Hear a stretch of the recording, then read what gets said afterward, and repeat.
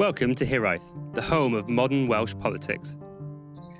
Last week saw the Royal Welsh Show cancelled for a second straight year, left with only an online presence. The absence of the show and all that it brings is a big blow to the rural and agricultural communities of Wales.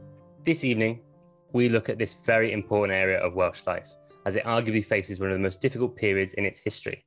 Joining us tonight to talk about the impacts of Brexit, COVID-19 and climate change on the sector, Alex Heffron, a farmer in Pembrokeshire, West Wales, focusing on agro-ecology and regenerative agriculture. Hello, Alex.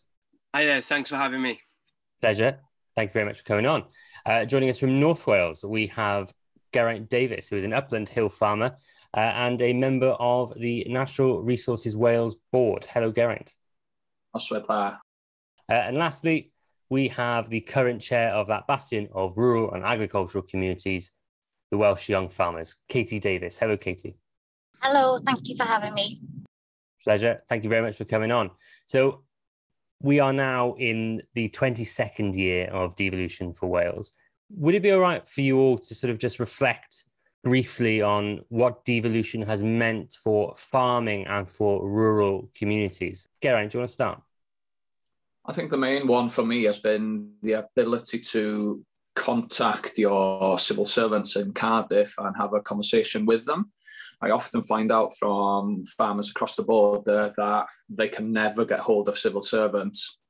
So having a team dedicated in Cardiff has made them much more accessible to have that discussion about current topics that we need to be having a conversation with them. Yeah, I would agree with Geraint there, and having that accessibility is really crucial to the industry as well as young farmers. Last week in the virtual Royal Welsh Show, we had a meeting with Leslie Griffiths, obviously Minister for Agriculture, and obviously that isn't necessarily something we could have had on a national level potentially. So that's a real positive. However, there's definitely a frustration at the same time when you see England's agriculture policy having sort of a 7-year plan, and our Welsh policy, there's no definite plan going forward. So there's definitely positives, but there's also those frustrations I definitely hear from my members as well, and the difference between sort of the policies and that insecurity, I suppose.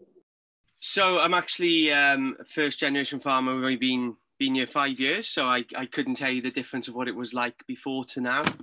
For me, you know, we've got things like Farming Connect that give a lot of support, Food Centre Wales and places like that, and that's all really good. And I've heard people from across the border in England that, you know, are quite jealous about some of the opportunities and courses and support we can get over here as a result.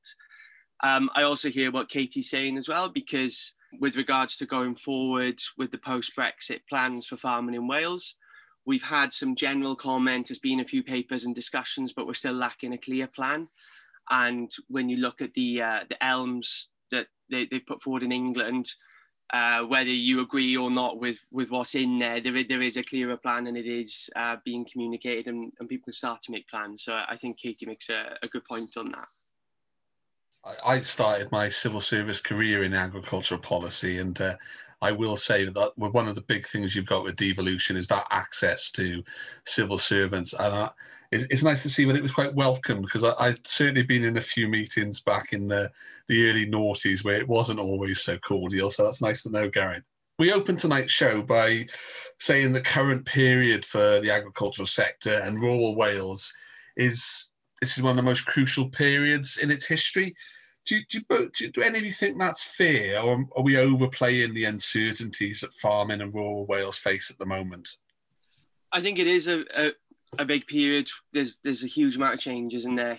Obviously you've got Brexit, which on the one hand is going to change trading patterns, and there's a lot of uncertainty with that, as we've all read plenty about, particularly I think for sheep farmers. Coupled with that, then you've got the new trade deals, and we've had the new UK trade deal with Australia, where there is the potential for an influx of a lot of lamb and beef, and I think we should expect other trade deals to be made as well. There's talk with New Zealand, there's talk with the US. You've got the uncertainty of losing markets, or the difficulty of how we're going to deal with the EU soon and exporting food there. And also you've got new products coming in from countries where often they produce at a greater scale than we do and can produce cheaper as well. And I think that is going to put a lot of pressure. So I think it is a massive period. Well, we've got this opportunity with it to reshape agriculture, to take on some of the new challenges, to look at, you know, how we're going to address climate change, biodiversity, and these other things, and how would we like to reshape farming in Wales, and how would we like to move things forward. I'm not sure yet we've really had the right conversations around that. You know, we could be engaging a lot more people with it, I think, you know, and engaging like the whole of the country and more people from outside farming as well, to get more perspectives as a way of reconnecting people with food and farming and land again. Katie, what are the kind of things your members are saying to you about the current uncertainties? Yeah, I think we've kind of agreed in the sense of what Alex is sort of saying there. There's obviously a lot of concerns at the moment, not wanting to repeat what Alex has said, but also in addition to that, the TB is still a massive issue for farmers across Wales, and we don't seem to be getting any further along with that, unfortunately. It's still such a detrimental issue to many farmers and causing massive concerns for them. NVZ regulations is another pressure onto our members and their families and farming businesses, and also it's those that necessarily aren't automatically considered under agriculture. So rural broadband is one that we as an organisation and our members have really faced uncertainty about, and difficulties, especially when, you know, documents and grants and BPS applications all need to be uploaded online, and then farmers can't access that internet to undertake it or undertake the work, or can't access their messages, as well as rural housing, which in turn has an impact on those maybe wanting to stay within rural communities in the industry.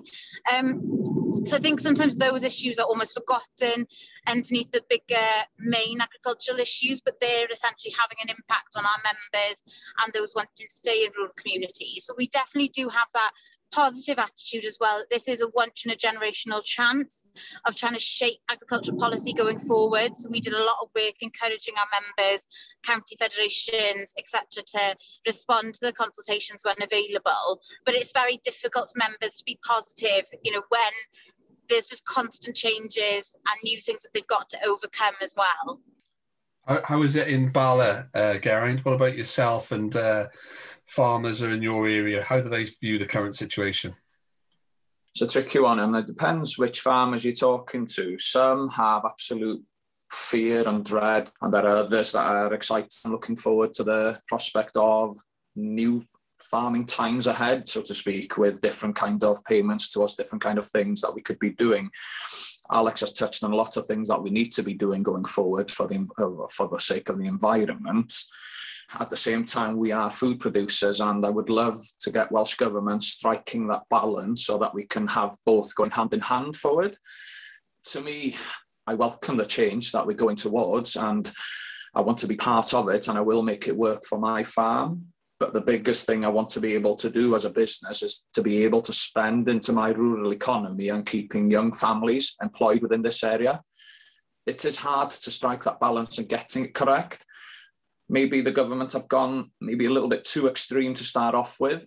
If they could have gotten the current system working within Pillar 2 payments towards agri-environmental and making it accessible for every farm in Wales to get into there, instead of a point scoring system for farmers to be failing to get into agri-environmental schemes, we would be heading in the right direction without the fear of what the future may hold for farmers. I wanted to ask about the question I've been hearing a lot about, which is standards. So sanitary and phytosanitary standards and animal welfare impact as well. How much concern about the impact on these areas is there from the farming communities in Wales? Yeah, no, there's a big worry really, because the rules and regulations of the standard have to adhere to here in Wales for food production is so much higher than our competitors across the globe in other places. They are higher than us again. So why would the consumers want to put food on the table that's actually of a lower standard than us? At the end of the day, we're the third cheapest food culture in the world, and we are producing food with a big cost to it. And For Wales to have a better environment going forward, Welsh food producers need to be looked after in producing it in a way that they can deliver both. There's no point trying to be a green country where you're brushing those environmental damaging impacts under the carpet for other countries across the globe to be able to do it. The Australia deal is just the first deal through the door, and there's a whole lot of countries producing to even lower standards than Australia out there that are going to be actually wanting the same kind of treatment that the UK has given Australia. It's a sad reality. We're dealing on the WTO now with the big boys, and they are used to striking deals to work for them, and the UK haven't had to do that for a long time. So we need better negotiators out there now. Obviously, the Australia deal is designed with the idea of accession to the Trans-Pacific Trade Partnership in mind, isn't it? So is there concern still within the community that it's still lower to go in terms of standards? Because there are some members of that alliance that have even lower standards than Australia. Like you mentioned, Katie, have any of your members come to you any concerns about that? Yeah, we've got a very active Rural Affairs Committee in Wales YFC, and when the trade deal was announced, the WhatsApp group that we've got seemed to be on fire with it, because they're very concerned, as Geraint said, it's that opening the door. This is the first trade deal that's come through, and it's just really concerning thinking that if this is the standard that we've set, when there are other countries with lower standards than Australia, definitely than ourselves, where are we going to go next? And it's just really concerning going forward. You know, we're so proud of the produce that we have here in Wales, and also our standards around animal welfare. And it's just really disappointing and concerning that actually on the shelves in competition with our fantastic produce are going to be those that aren't to the same standards. And it comes back to then education for the general public as well, and how are they going to know about it? And hopefully during the pandemic they've all realised a little bit more, but it's keeping that up and ensuring that everybody's educated about it, really. So members are definitely very concerned about it. Alex, do you agree with that, or do you think we can suddenly improve standards across the world like the Department of International Trade think we can? I think there's a fundamental contradiction here, because if we want to keep high standards and look to improve them further, then we can't be competing with each other on these quote-unquote free markets globally in this way with food production, where there isn't an equal playing field, as Geraint and Katie have both pointed out. So I think, you know, it doesn't make sense that if we want to be seen as a green food producing country, you know, and to high standards, anything that's going to drive down costs is only ever going to drive down standards, because ultimately you have to pay bills at the end of the month. And, you know, thinking about dairy production, where costs of production only ever seem to go up, and the cost paid to the dairy farmer only ever seems to stay the same at best or go down. You know, more competition is just going to drive down prices further. And I think this fits within something that the UK government, you know, it's this outsourcing or offsetting of our carbon emissions or our environmental protections. You know, it's letting other parts of the world, let them take the pressure of food production, but they can make it look good on their books. You know, there's a bit of accountancy tricks going on, I think, with some of this, and it ties into some of the other ways that the UK, from what they're saying, how they want to go about quote unquote, again, tackling climate change. You could make a country look very good if you're not having to produce, you know, the basic necessities of life yourself. So let's talk about the economic impact on farming in the last couple of years. Obviously, there's concerns that the free trade agreement with Australia will have a negative impact on Welsh farmers because of the potential for a flood of Australian produce into the Welsh and UK market. But what about subsidies? During the Brexit debate, we heard huge amounts about subsidies, and we continue to hear about how they will or won't be replaced. Katie, to your members, are they still concerned about the subsidy regime that we're going to be implementing in the next few years, or are there other economic concerns they have more at the forefront of their minds? It comes back to the point about, with Brexit, a lot of younger people were obviously not wanting to be reliant on subsidies and were quite, I suppose, positive, or definitely a lot that I spoke to were quite positive about having that step away from them. But it comes back to really one of the points we mentioned earlier, is that unknowing is how can you plan for the future of your business, whether you're a first generation farmer or you're a farmer's son or daughter, X number generation farmer, whatever, new entrant.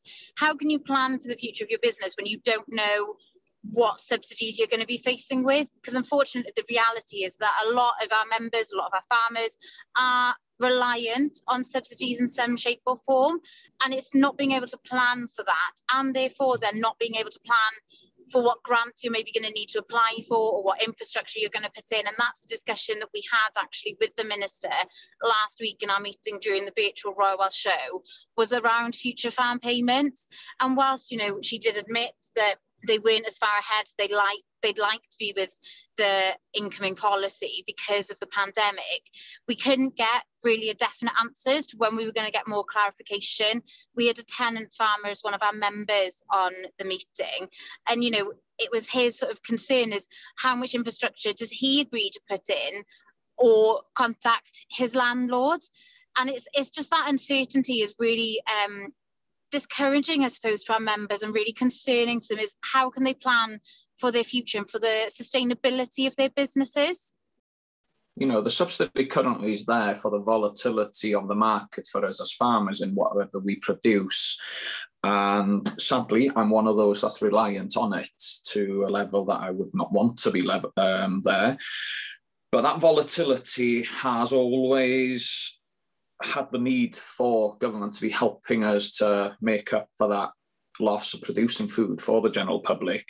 And it will never be able to be replaced from the likes of food production on this farm. We will always be dependent on a form of subsidy going forward.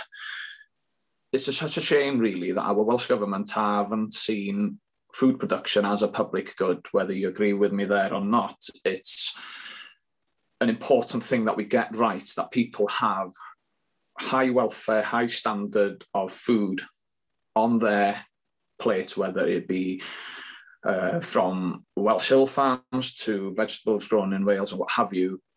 It has to be affordable for those people buying it. The general public, there's a big amount of those people out there that live in pretty much poverty, and they're not going to be able to go out and pay more for food.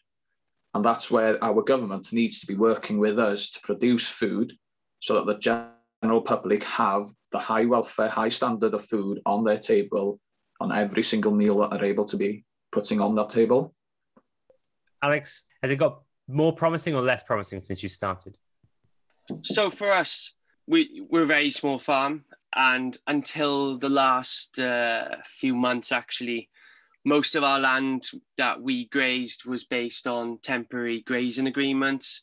So we've had no eligibility for subsidies. And because we sell direct as well, we're not affected by a lot of the bigger trade deals and so on. I don't think that's necessarily an option for farmers. It's something that allowed us to get into it. So, we have a vending machine on the farm that we sell our raw milk from. So I'm coming out from a slightly different angle, I suppose, because to us, subsidies haven't really been an option till now. Now we've got a proper tenancy, and we're able to now go through the process with Rural Payment Wales. So I think maybe I'll highlight something slightly different, because I agree with what Geraint and Katie have both said. The problem in Wales is poverty. Childhood poverty is hitting 30% now. Farmers can't produce food any cheaper. Food can't cost any less. So the issue we need to address is that more systemic level with regards to poverty. I'd love to think there was a more radical approach that we could take, that saw food as a universal basic right, where every household could have access to really good food, But I also want to highlight another slightly different issue, because being a very small farm myself and having friends that are growers, so I've got friends in horticulture and friends who are mushroom growers, they don't get any access to support from government. And I think this is something that could be done as well, because, you know, we currently import 99%, I believe, of our fruit and vegetables into Wales. It wouldn't take a lot of land. I read one report that said, is it 2.5% of Welsh land if we wanted to grow all our own fruit and veg? I feel like that could be something achievable. Is it, you know, take a period of time, we need training, and we need to look at land access for those growers. So what I would like from the Welsh Government with their sustainable farming schemes to consider those aspects as well, and how they can build that into the bigger picture. You know, that's not to take away from the challenges and the uncertainty of other farmers out there, beef, dairy, sheep and arable and so on, but also just to consider some of these other points that are out there. And then I also noticed one other thing in the sustainable farming scheme with regards to this active farmer clause that has always been in there, that they still, from my reading, allow for a landlord to pick up the subsidy merely for maintaining some fences or some gateways. And I think all of the money from a subsidy should be going to the person who's doing the active farming and actually producing the food, because that's where it's really difficult. That's where, you know, profit margins are extremely low / non-existent. And I would like to see that really cracked down on, so that the money is going to the right people who are producing the food. Can I just jump in there after Alex as well, actually, because I really agree with sort of the two end points he's made there. Obviously, every commodity within the industry has their own struggles, but like as an arable farmer's daughter, I completely agree with what he's saying. Sometimes different sectors within the industry have a higher focus, and I just really hope that going forward, Welsh Government will really endeavour to, it's very difficult to put any equality across all sectors, but really give the focus to each individual commodity that's available within the industry. And then also the second point with regards to the active farmer status. So that's definitely something we've discussed as members of Wales YFC, and then also externally in my personal work, about that active farmer status is still something that you can, as he was sort of saying, it almost get around it to an extent. And I really hope that that is something that the Welsh Government have spoken about tightening up on, but that is something they really go forward with, to make sure that those that are actively farming it are gaining the subsidy. I really want to be a guest and answer some of these questions, because I come from a farming background, and a lot of what you're all saying resonates to me. Just to put in about the Australia one, I was talking to my uncle. I've got quite a lot of Welsh Australian family, and he was saying he farms on a property with 20,000 sheep and 1,000 head of cattle, and it's just a completely different kind of way of farming, but we're trying to now trade with. It's just not comparable, really. One of the things I did want to catch on, I think you've all touched on it in answers so far, is want to build on something we talked about in a pod recently about climate change. And we had Jess McQuaid from WWF on there, and they're doing a lot of things currently on land management. And Geraint, in your social media introduction, you know, it says that you're farming with the environment, and climate change is going to be increasingly important in how we manage our land and our kind of how we undertake agriculture. And I think you touched on it in an earlier answer about, you know, what we grow. Do we want to, you know, how do we keep importing things, or do we need to grow it here? You know, what are your views on how the sector can develop its environmental credentials? Yeah, we just need to tweak a lot of things that we're doing already. We all have to play our parts. The current weather that we're having at the moment, that's climate change to me. And it's actually a huge, huge strain on every single farm that's going through the extreme drought that we're in at the moment. We've got the bank behind the house here. On a decent average year, it burns off anyway. It's absolutely red now. And I think every farm needs to reevaluate where they can produce food from, where they can give to nature, and sit down and make a plan of action going forward. We've all got these unproductive corners that could go to nature, say that they're either planted in trees or just let go wild. They will do an awful lot towards climate change there. And then our cultivation techniques, you know, we need to ditch the plough and start using better methods of getting seeds into the ground, where we're drilling them so that we're keeping moisture in the ground, we're keeping that carbon in the ground and so on. You know, my farm is a big experiment, and I will tweak and tweak and tweak until I get it correct. And The more work I do, we make mistakes along the way, and we've had some very good successes as well by using different cultivation techniques. We've been measuring our carbon here. We've been grip blocking or blocking the ditches up on a mountain, and we're measuring now 507 grams per 1 kilogram of peatland measured. It's 507 grams of carbon stored in there already.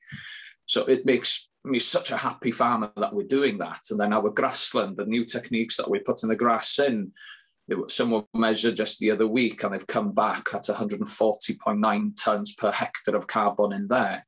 So we're going in the right direction to helping towards climate change and so on.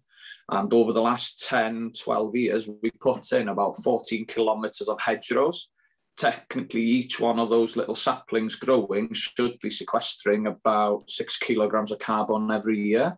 So, you know, every Welsh farm has the potential to deliver so much more as we're going forward and still be able to produce the food that the citizens of Wales need.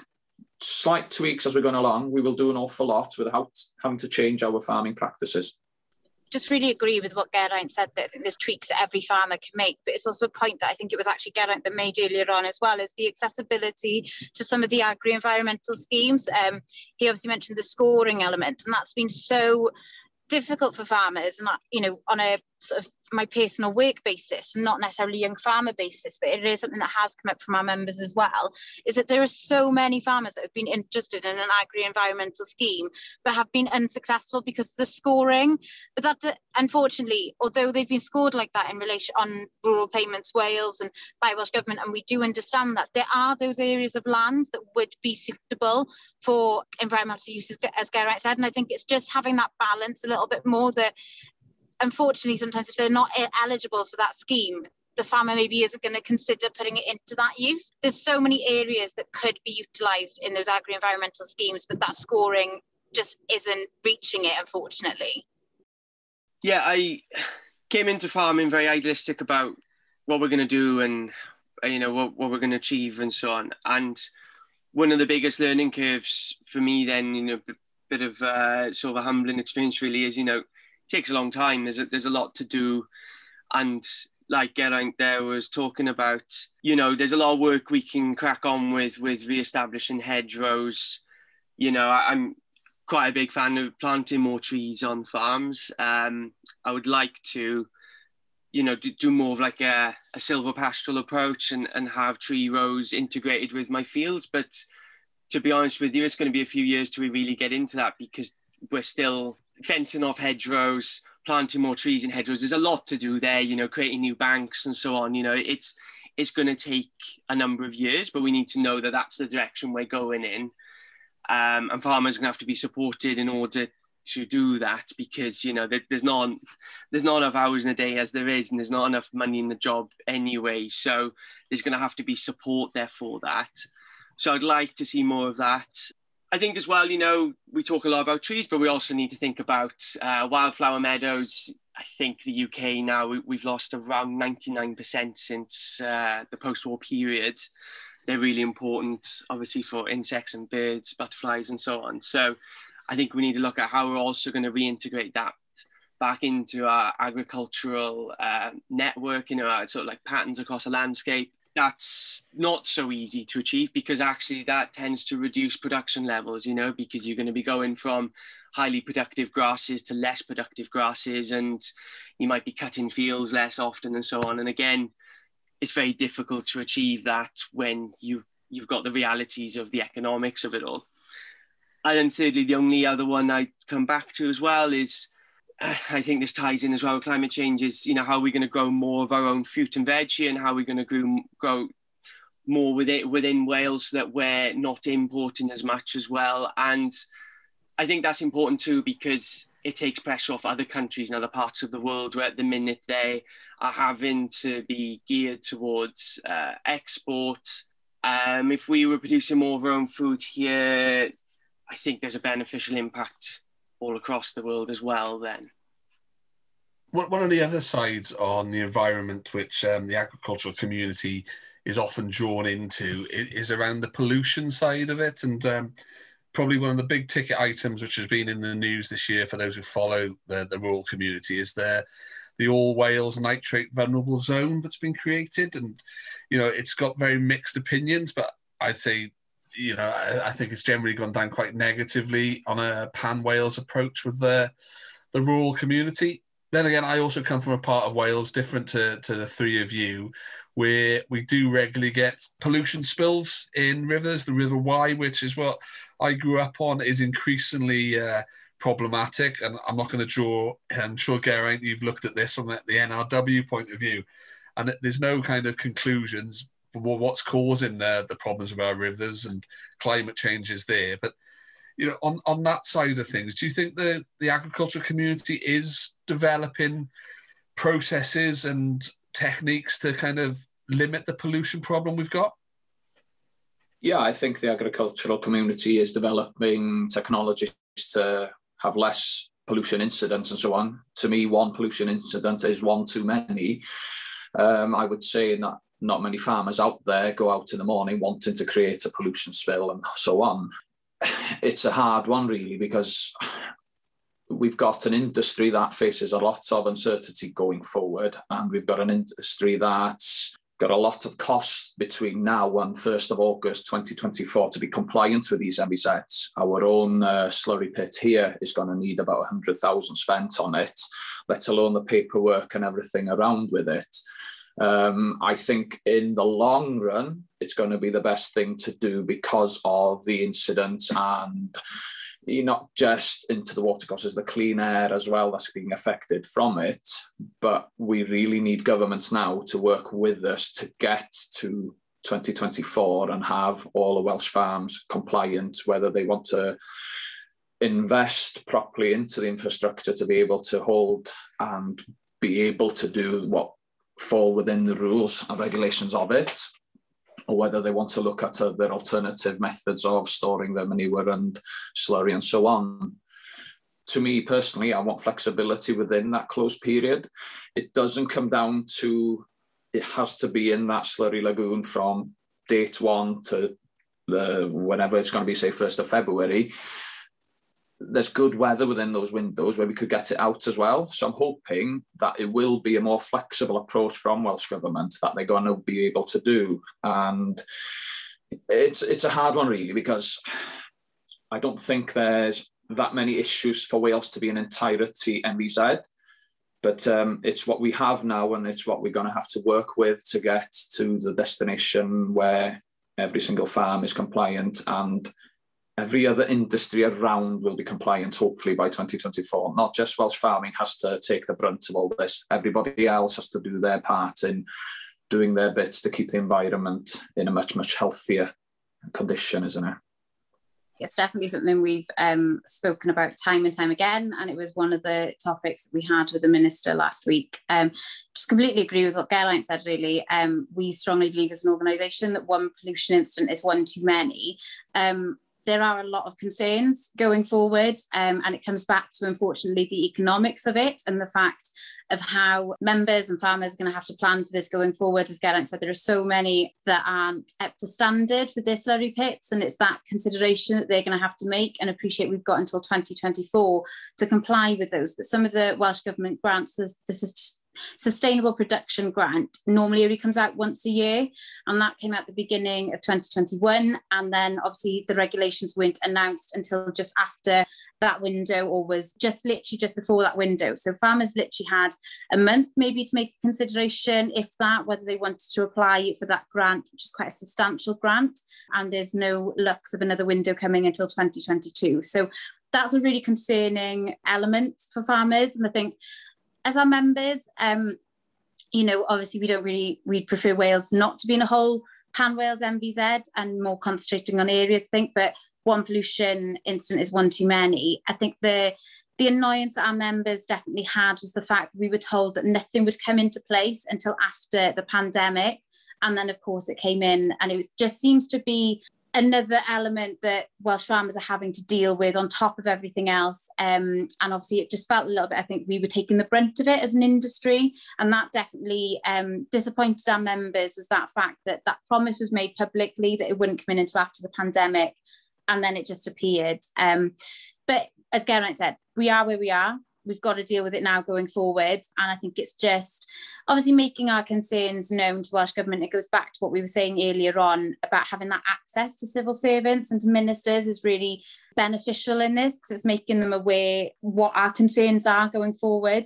But we are where we are. We've just got to work for it now. And what we can do really to help each other and help the industry is the way forward, really. All I'll add really to what both Geraint and Katie have said is, it keeps coming back to economics, doesn't it? That this is the answer to everything. It's like there's what we want to achieve, and then there's the realities within the economic system. And coming back to earlier on in the conversation with the trade deals with other countries, if that's going to drive down standards, then it makes it even harder, because a lot of the reasons why, people are having to invest more in bigger slurry storage and so on is that the increasing of scale that's necessary in order to compete all the time. So it's a treadmill that never seems to end by the looks of it. We're very new to it, we're very small, but, from talking to other farmers and so on and observing that seems to be how it goes. It doesn't take a particularly long look at the Welsh political map to see that the Welsh Labour government has struggled to win over rural Wales. But why do you think there is this disconnect between the party that has been the largest party in Wales for 100 years, but never really been the largest party in rural Wales? It's a tough one, isn't it? Firstly, I don't think the population and what the Labour government was standing for originally is what the rural people wanted to hear, really. And it's always been, going back the years, if you speak to an older farmer now, he'd be telling you, it's the Conservatives that looked after farming and so on, and the Labour, they just kept after the urban side of things, which is a shame, really, because if you struck that balance in the middle, you'd get the best of both worlds for everybody there. I think all parties have an awful lot more work to do, especially to get the next generation of people through to even consider voting for them, and striking that balance that works for rural communities and the urban communities. It's not easy. Alex, one of the parties that used to be very popular in rural Wales is the Lib Dems, but they don't seem to be doing quite as well either, do they? It seems to now be a battle between Conservatives in one part of rural Wales and Plaid Cymru in another. Yeah, where I am, it's a Welsh-speaking area, and this little area tends to vote Plaid, but we're within Preseli, Pembrokeshire, so it's been Tory for a long time. It was Labour for a bit before that. It seems to alternate between those. Yeah, this area, it feels like, isn't represented within this constituency because it mostly votes Plaid. And, our local Plaid, the guy puts himself forward, he's great and he's on the Pembrokeshire Council. But as far as getting into either as an MP or as an AS, whatever, that seems much more difficult here. Oh, sorry, I think that's really interesting. Sorry to jump in, because actually the home farm with me is in Preseli, Pembrokeshire, but we'd be slightly on the further south element of that constituency. So I'd actually say, although part of my family is from the Welsh side of Pembrokeshire, in that respect, the Welsh language speaking side, where the farm is, we're all English, or they're all English speaking, and I could actually say that it would be very strongly Conservative down there. So it even shows on this podcast, that there's a split in that constituency, and it's quite a strong split, because essentially even comes down to my family, where my mum would be very Welsh, and where my dad is from is very English, and that's just in the one county and in the same constituency. So I think it's $1 million question, if I'm honest. Because if we can't figure out an answer in the constituency, I think we're going to struggle to figure out an answer on sort of a pan-Wales element as well. I really want to do a pod on the Lanska line now. I presume that's what the divide is on the language here. But yeah, I think we might have phrased the question a little correctly. Because like you said, Geraint, it could just as easily be framed the other way about how other parties don't make any inroads into urban Wales. But one of the things with having that Labour administration and not having that kind of representation locally, an awful lot of the challenges facing rural Wales, and it is around those areas about Welsh language and culture at Wales. And in the news a lot at the moment, it's around second homes and holiday homes. And those are major issues in a lot of our coastal rural areas. Not so much in the political context, but how do you think we can look at these issues in a rural protection context? Because other parts of England do it, you know, Shropshire, the Lake District, even Cornwall's looking at kind of these areas. But in Wales, it's still a kind of minefield. You know, how can we look to protect these areas? I was kind of smiling there because the rural housing element is something I feel really strongly about, just because of where I'm originally from. So as I've sort of mentioned, I'm from Pembrokeshire, pretty much on the west, nearly as far west as you can go in Pembrokeshire, to be honest. We farm just on the coast outside a gorgeous village called Little Haven. And unfortunately, there is no way I could ever afford to live in that community that I have lived in my whole life, essentially until the last couple of years, because of the house prices. So I remember it was about 10 years ago, I actually looked at buying a 1-bedroom open plan flat in a village just over, and it was about £180,000. Just before the pandemic, there was a new development in the village over again, and they were about £400,000 to £450,000. So there's no way sort of a rural person who's lived there their whole lives are going to be able to afford that, unfortunately. You know, don't get me wrong, I've worked in those villages when I was in school and home from university, and it was great to give me a job in the hospitality and retail section. But in the winter, it's a ghost town, and it's really disappointing then as a young person not being able to live in that community where essentially one half of my family all congregate and all live, and I've grown up with, and I've had that opportunity. And I was home this weekend, and, you know, I've really reflected on it, having that accessibility to the coastal path, you know, within walking distance from the farm. And I know I've been very fortunate to grow up there, but it's really difficult. And the house prices sort of further inland from where I am on the farm is still astronomical from what you can get for your money elsewhere in other counties. So I do think that there needs to be some work on it. It's definitely something as an organisation we've raised in our manifesto and with meetings with the Welsh Government, that, you know, there needs to be, whether that's planning permission or diversification of properties for agriculture purposes and those working on farms or farmers' sons and daughters, as well as just having affordable housing for those that live in the community and those that are local, because otherwise those communities are going to die, unfortunately. And that's then going to obviously, maybe not so much in Little Haven, unfortunately, but in other areas, it's really going to affect the Welsh language. So I'm actually a Welsh learner. My mum's side of the family's first language Welsh, but I've learnt it. And if you lose those people living in the village on a regular basis, unfortunately, the language is also going to have a detrimental effect on, because you're going to lose that opportunity to speak to people in the language of your choice and in our native language, really. So it's a massive issue, and I think there's so much work that needs to be done on it, and I don't think it's given the priority that it needs to be given from Welsh Government. I just get a bit frustrated, really, because there's a lot of us as local people who have taken advantage and sold property to somebody to move into the area. We could have said, actually, no, we're going to sell this to a local person. So we can only be blamed for a lot of this ourselves as well. And the amount of people that I know that have maybe 3-4 properties that they're letting out as holiday lets and Airbnbs and so on, when local people aren't able to buy, and out of the blue, those people, they bought another one. And once they get on this property ladder, they are buying land or buying property here, there and everywhere. And they are as guilty as the ones that are incoming to the area, buying up the houses as well. So we need to look at it totally different. As Katie touched on planning, we're in the Snowdonia National Park, and it would have been easier for me to get planning on the farm I have at Llanuwchlyn to a holiday let than a house for somebody that works for me. And the rigmarole that we had to go through to get the Section 106 put in place for the planning. And every single time I spoke to the planning person, they said, but that barn there would do a lovely holiday let. And, you know, that's absolutely wrong of an approach to have, isn't it? We're losing youngsters in droves.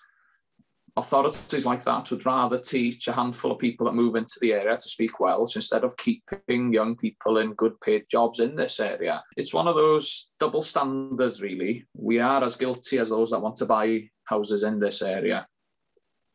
If it doesn't get grasped quickly soon, it's going to be too late, because, you know, there's village after village now where they just become holiday home villages. You know, Newport, just up the road from Cymru, Newport, Pembrokeshire, the number of holiday homes there is incredible. And yeah, you know, that there are councils around the UK that are able to do things, and we don't seem to be doing it here.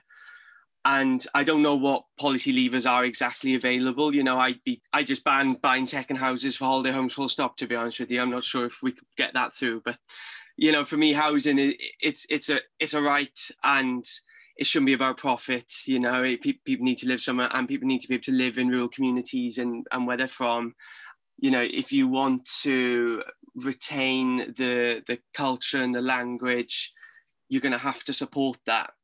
And since COVID, the house prices here have just gone absolutely bonkers, you know. And, you know, houses are going above asking price. They're going to sealed bids. They're going within 24 hours. It's just a ridiculous situation. And all the time, this is just getting worse. And it doesn't seem like that's going to let up anytime soon, because housing and land here is relatively cheaper than it is from other parts of the UK.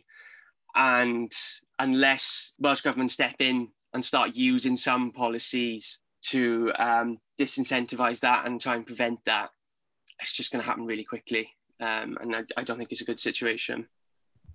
A planning sort of element is what Geraint said. I've actually found out on the weekend a friend of mine has had her planning refused for a second time for a house on a farm that has been in her family for, I think, for about 140 years or something like that. The community council have actually approved it, but the national park has declined it. And their response is actually, oh, she could do a bungalow, sort of a 2-bedroom bungalow. But as she quite rightly said, that's not going to be a forever home for her. That's fine for a holiday let. So she's actually living in a static caravan at the moment because she can't get a planning permission through for a property that could be a future family home for her. It's not impacting anybody. It's not impacting a view. It's nothing like that. And it's just, those are the battles and those are the sort of the barriers and the hurdles that we're having to overcome as young people living in what is beautiful parts of Wales, and you can understand why other people want to come there on holiday and want to live there, but it's really demoralising for those that live locally and want to continue their generational families in those areas. There's never a silver bullet for anything, really. But if you could do one thing to benefit rural communities, what would it be? I would like to look at the housing and land access issues. They're the two most important things, in my opinion, because currently you're seeing people leave who want to stay but can't, whether that's a lack of jobs, whether that's a lack of affordable housing.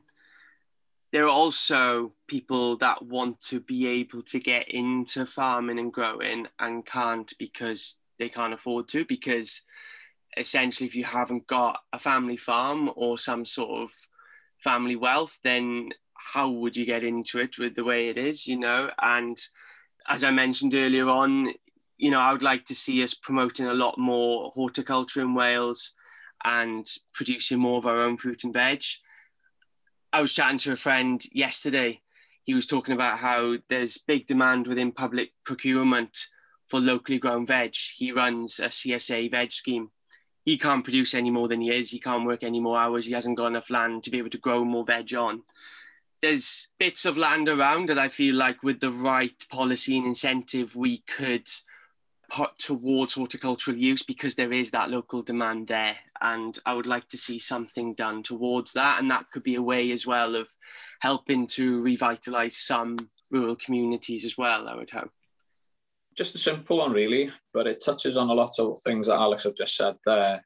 To recreate a good connection between the urban parts of Wales and the rural parts of Wales, so that we can all work together going forward for this brighter future Wales so desperately needs. And the only way we can do it is to be able to do it together and understanding from the polar opposites what we might think we come from. The goal is in the middle, and we can achieve it and get to it together quite easily if we all put our heads together. And Katie, with the last word, what would you do? Just one silver bullet. So on rural communities, it would have to be sort of rural connectivity and rural housing, two elements which I think are really, as both Geraint and Alex have alluded to, really impacting our rural communities and our rural futures. But I do just want to say, on an agricultural basis, it would have to be TB eradication. It's getting to the point now where it's been like this for so many years, impacting so many farmers on a day-to-day basis. You know, I'm an arable farmer's daughter, and that's still the one that I'm saying is a silver bullet for me. And I know I'm in a hotspot in Pembrokeshire, but it's so demoralising and so devastating for farmers that if I could have a silver bullet for that, that would definitely be something I would look at.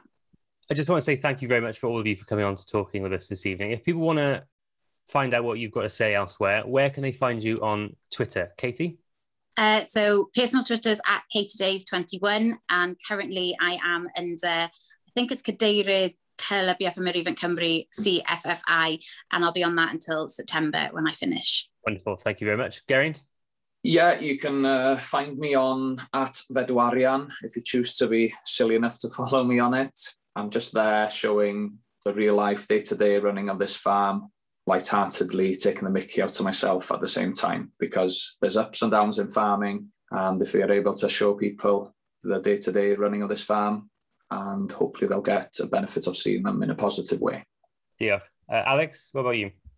Yeah, you can find me on Twitter's Alex Heffron 20, and our farm is Mountain Hall Farm, which is on Facebook and Instagram.